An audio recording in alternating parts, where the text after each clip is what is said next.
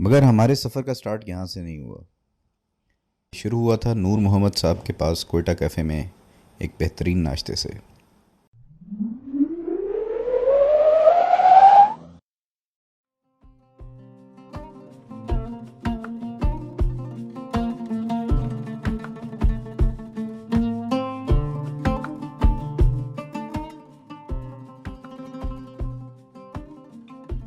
नाश्ते के बाद हम दोबारा बाइक पे बैठे और अपने सफ़र का आगाज़ किया बरी इमाम की तरफ।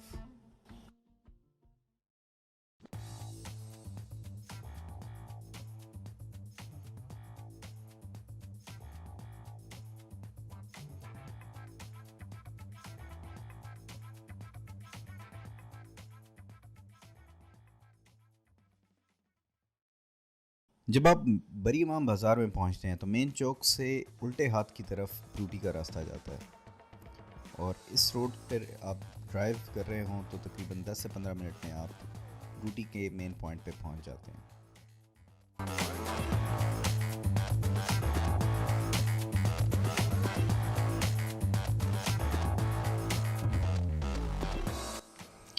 आज से कुछ साल पहले तक ये रास्ता बहुत टूटा फूटा था, लेकिन अब रोड काफ़ी हद तक बन चुकी है।